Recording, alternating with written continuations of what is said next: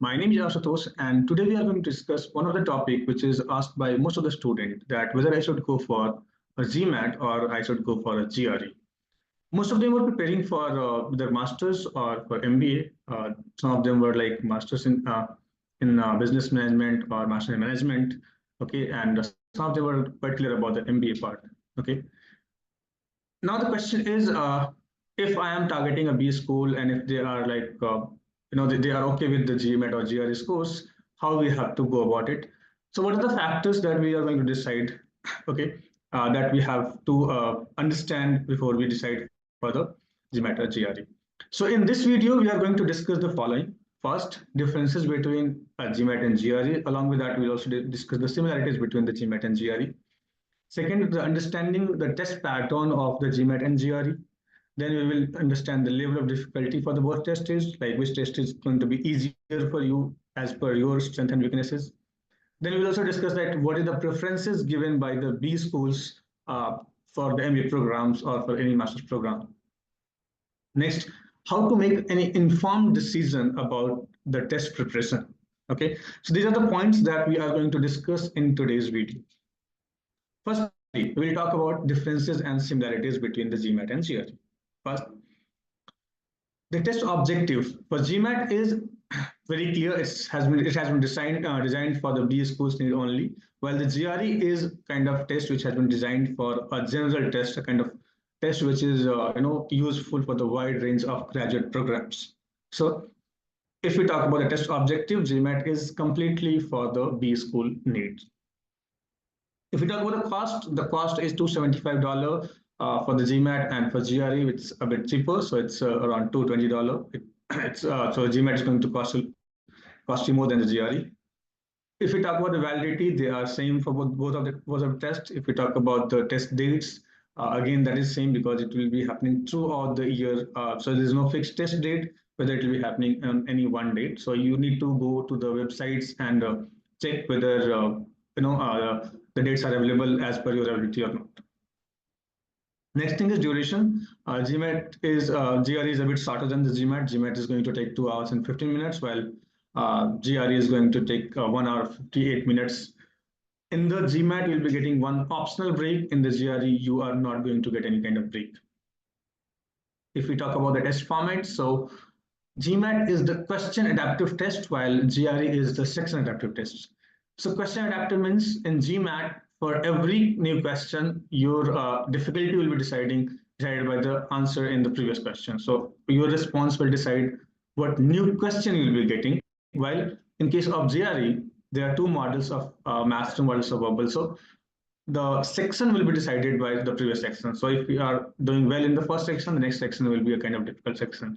So we can say the test format is such that in the first one, it is a question adaptive. In the second one, it is a section adaptive.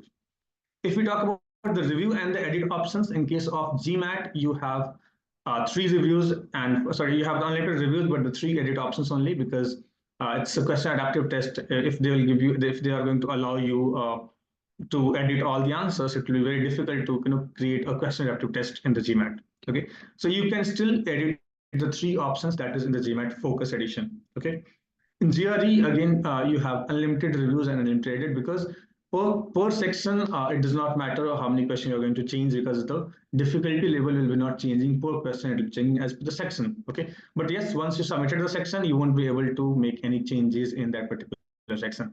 All right, so there are the differences and similarities between the two tests, GMAT and the GRE. Now if we talk about the exam pattern, in case of GMAT, you have the 3 sections over there. First is the problem solving quant section. Second is the verbal section, where you have the RC and the CR. Now sentence correction is not there in the verbal part. In data insight, you have the third section, which is data insight. You have the DS, which is data sufficiency. You have GI, the graphical interpretation, then table analysis, 2-part analysis, and multi-source reasoning. So kind of IR and data sufficiency both have been combined to create a new section in the GMAT, that is data insight. Okay, when you talk about the GRE, you have the quant section, where you have the quantum questions, then problem solving questions, data interpretation questions. In problem solving, again, you have the MCQ and MCQ 1 answer, more answer, the numeric entry questions. One thing in the GRE is that you have the on-screen calculator allowed in the GRE quant section, while there is no calculator there in the GMAT quant section. When we talk about the verbal part, you have RC, TC, and ISI. So reading comprehension, text comprehension, and sentence equivalence. That is there in the verbal part of the GRE. Well, there's no data insight separate topic in the GRE, but data integration, data interpretation is already given there in the quant section only. GRE data interpretation is easy kind of as compared to the data interpretation or data insight section of the GMAT. Okay, so data insight of the GMAT is much complex than the data interpretation in the GRE.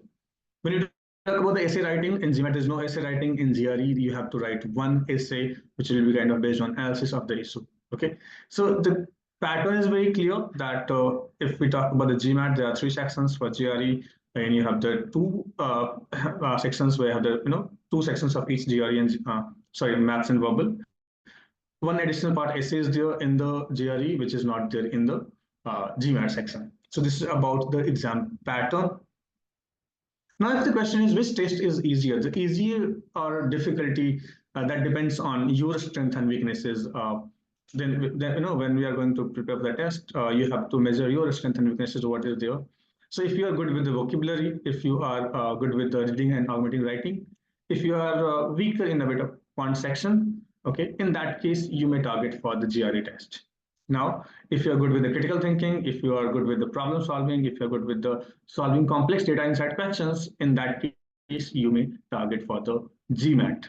Okay, so these are the kind of points where you can decide whether I should go for the GRE or the GMAT. Okay, there are other factors also that will be taking part while deciding the GMAT or GRE test. If we talk about what B schools prefer, so firstly, most of the B schools prefer the GMAT score for the MBA programs. Some of the B schools accept both the test scores, so they accept the GMAT and GRE both. Okay, but the question is why the B schools prefer GMAT over the GRE or over any other test. So first, GMAT is designed to fulfill the kind of a skill requirement for the B schools. So it has been designed in such a way that it is going to test the skills which are required for your business studies. Okay. Second, B schools are more familiar with the GMAT, so they have been doing it for a very longer time. They are taking the GMAT score for a very longer time. They know the test pattern and everything. GMAT scores can also help you in terms of getting scholarship and the placements. Okay. Now the question is, even if I consider all the factors which are there, what are the other factors on how we are going to make a kind of informed decision? How exactly we have to decide whether I should go for the GRE or the GMAT? So there are certain things you must have understood. Okay. Now, so firstly, you have to identify whether you are targeting an MBA or a Master in Business Studies, okay, or you are open for other master's courses also. If you are particularly about the MBA, I would suggest you should go for the for the GMAT only. Or if you are open for the other programs in the masters, you can also target GRE. So firstly, check out the requirements of your target B school. So if you have any school in your mind that, okay, I have to go this particular B schools only, I want to go Harvard Business School or something. So in that case, you have to check the requirement of the B schools or the university that you are targeting. Okay, if they are going with both, like they are accepting the GMAT and GRE both scores, so obviously then you have to decide whether I have to go with the GMAT score or the GRE score. So for that, you can take a diagnostic test to test whether you are comfortable with the GRE test or you are comfortable with the GMAT test. Okay.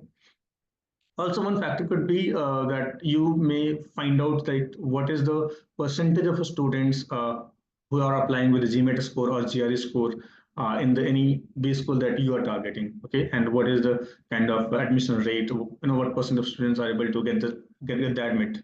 Okay. So these are the points which we have to keep in mind while we are deciding for the GMAT or GRE.